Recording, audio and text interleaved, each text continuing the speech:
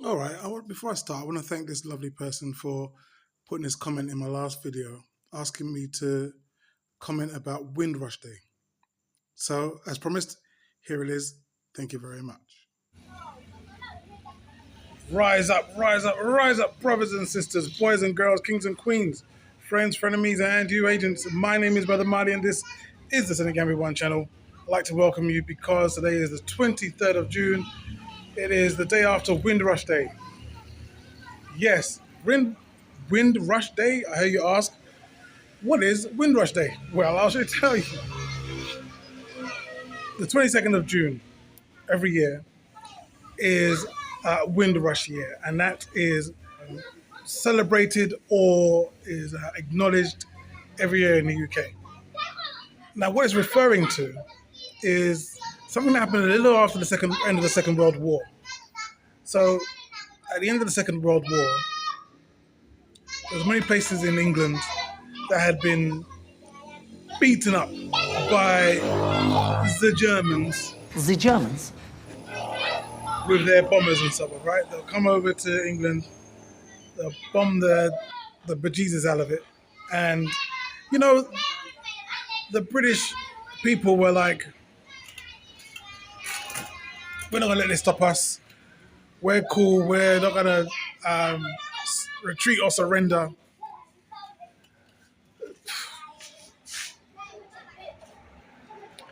What I think happened was they were getting their butt whooped for a while and then just thought, let's just put a propaganda plaster over it.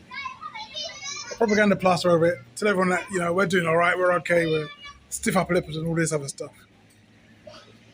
What actually happened was that America finally agreed to get involved in the Second World War and pushed back the Nazi forces, and that enabled for the Allied forces to win. That's what I believed happened. But we're not here to talk about that. We're here to talk about the Windrush people. So what Britain decided to do was to call people from, they'd already called a lot of people from the Caribbean to come and help with the war effort. And so people would leave their nice hot countries in the Caribbean and in India and so on. They'll leave the evergreen fields and the lush green valleys and beautiful hills and so on and so forth in the Caribbean, in India. And they'll end up in some cold, snow-driven, dead desert somewhere in France or somewhere like that, you know, Normandy, one of them kind of areas. The reason I got upset just then is because it just dawned on me that these were people who were the children of enslaved Africans. You know, they had taken us over to the Caribbean to chop and process sugarcane. And then after that, after they had used us up, and so many of us had died in those sugarcane fields, they then went on to say, now come and die for us on the battlefield. And it doesn't matter whether your ancestors are from Mississippi, the Carolinas, Virginia, Jamaica, or Trinidad. The resilience and strength of our ancestors is something that just moves me. These brave brothers and sisters would take the place of the British soldiers who were getting their backsides handed to them, and they'll be like, don't worry about it, we'll deal with them, and held the line, essentially. Once all that was done, once the Americans came in and saved England, England was like, okay, we need to rebuild the country. We're going to need some labor to do that. Who could we call? We'll call the colonies again. So they called up the colonies and said, hey, yo, you know, You know, you're a part of Britain, right? You know, you're British Guyana, you're British Jamaica, you know, our queen is your queen, right? So why don't you serve your queen and come over to England and build the houses for us? While you're at it, we haven't got enough nurses. So nurse our old people, nurse our sick people, especially those who came from the war. While you're at it, run the buses for us, run the trains for us. In fact, just look after us. Just give us your Caribbean teeth and let us suckle for a while. Because we're tired of getting our backsides handed to us by these Nazis and we need some black people to make us feel good. So that's what they did. And the first ship that they went on that was destined from the Caribbean over to the UK was the SS Windrush. So that was from like 1948. That's 3 years after the end of the Second World War. Sorry, 3 years after the end of the Second World War, all the way to 1971. Anyone who came over during that time was referred to as the Windrush generation. Now, my mum came over in the 1960s from Guyana. My dad came over at the same time from Barbados. So definitely slap bang in the middle of that time, they were people from the Windrush era. And I was that first generation born in the UK. So I feel I need to tell this story because nobody knows. You know, I mean, like, unless you're Lenny Henry in England, if you don't know who Lenny Henry is, exactly, that's my point. Unless you're Lenny Henry or Trevor McDonald or someone else who's black and on TV in England, you don't know about this stuff. If you're like a generation below me, you don't even care about this stuff. So it's important for me to kind of take this moment to document how proud I am of that Windrush generation. You know, because my mother left Guyana as a qualified nurse.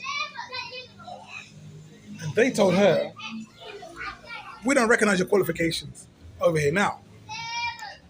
What's funny about it is that the way the world was set up back then, it was like the colonies got their education, got their laws and bylaws and everything else direct from the UK, direct from England, direct from London. So how you're going to like teach people your way of doing things, and when those people pass your tests, you're now going to say, I don't recognize you passing, do it again. So what a lot of people had to do was they'd end up doing something like, you know, changing bedpans for old people and so on and so forth, in order for them to then get the qualification to now become a qualified nurse.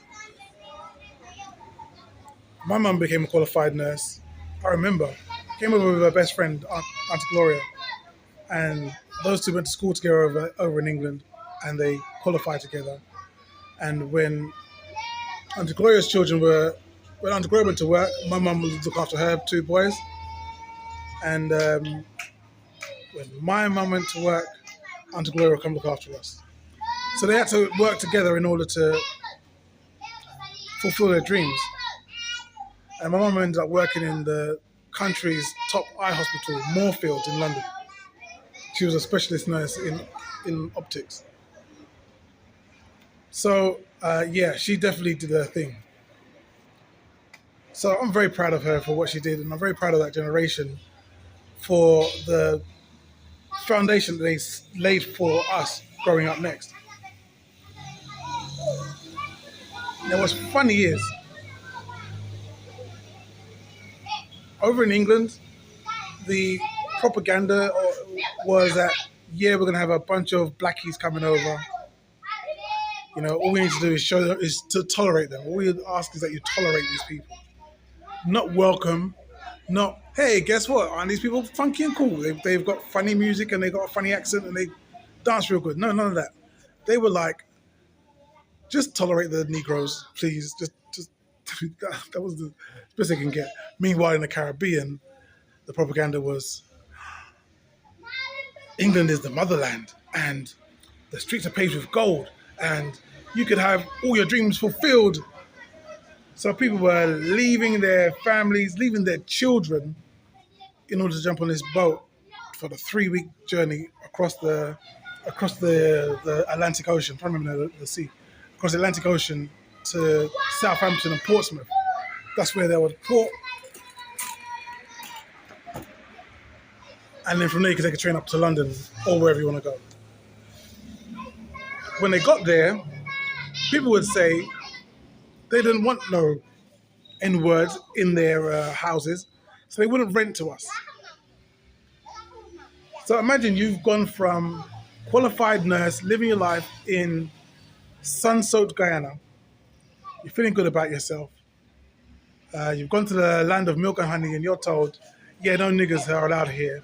And your qualifications, the qualifications that you have are also no good here. So you're homeless and you're without a job and you're without any means of making any decent living. And your daughter, because my older sister was actually still over in Guyana. I wasn't born yet. But when my mum came over, she left my older sister over there. So her child is over in Guyana. She's in England and she can't figure out how she's going to move forward. So her and her sister and Auntie Gloria had to get together and work through that together. And so proud.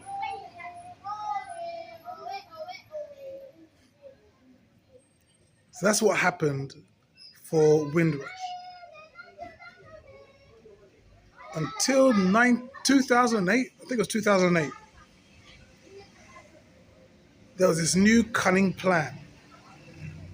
You see, back in the day when my mom came over to England, no one was saying, where's your passport and your visa and so on and so forth. Because it was all one empire, you could, in effect, just move to wherever you want to. Because as long as you are within the empire, you can move anywhere in the empire and live on paperwork. That's what was the decision.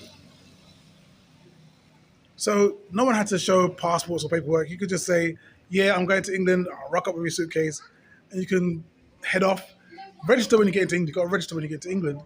But you could then head off and go live your life. But in 2008, they had a cunning idea that all those old people that had come over to England when they were teenagers or younger, or their mums had sent over for them when they were like 9 or 10 years old, we could deport them because they haven't got any paperwork. So all the ICE raids and so on that you see happening that Trump is doing over in America, they were pulling that kind of nonsense over in England back in 2008. So you're having these old people. These people have been there since 1948, being deported to a country that they haven't seen in like umpteen years. Their children are being deported to countries they've never been to before.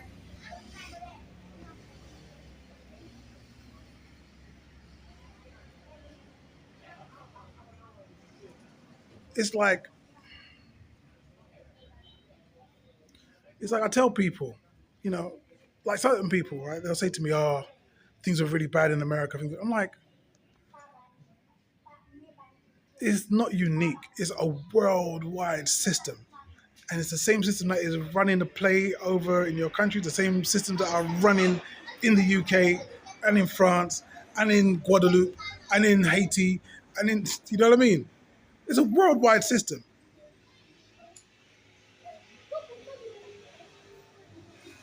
But imagine coming from that to a point where you get one guy, one lucky guy who's friends with a white man or something, who would say, could you buy that house? Take my money and buy that house for me. And then one white man would be like, yeah, he can make some money off of it. Because he could be like, okay, well, the house is worth £20,000. You can buy it from me for £30,000 and I'll buy it and hand it over. So they'll come up with those deals, right? And then once that house is bought, then like 4 families would move into that and they'll all live in one room, one separate room. 3 bedrooms and the living room, and 4 families would live in there, sharing the 1 bathroom and so on. Diabolical living standards. But they did it. They did it, and from that, they could do it again, and they could buy another house and bring other people in. So at a time in England where house ownership wasn't really a thing, most people were renting, the black people had a huge part of the market in owning houses and buildings over in London and in the wider UK. So these people, as time went on, turned into millionaires. And I think people hate to see us win. People hate to see us win. And I think that's the reason why they decided to kick us out. All right. Here we are. It's now 2025 and we are still winning.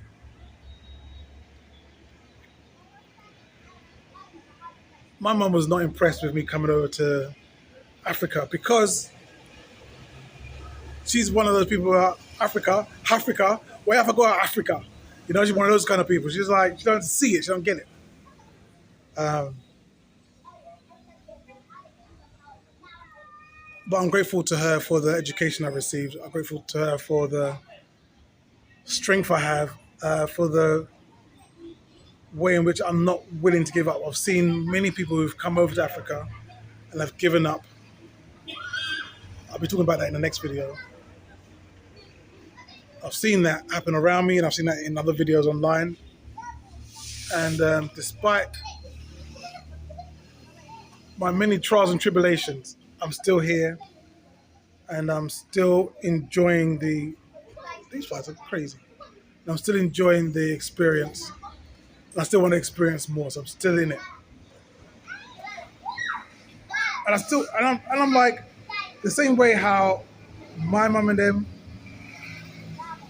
came over and from nothing, from dirt, from ground, from homelessness, joblessness, and just hopelessness. Yeah. Homelessness, hopelessness, and joblessness. They're able to still be able to mine gold and build up something for their children.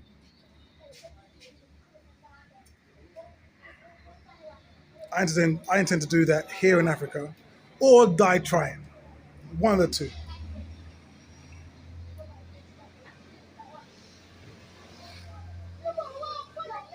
So that's a little bit of personal history about Windrush Day. Happy Windrush Day to you.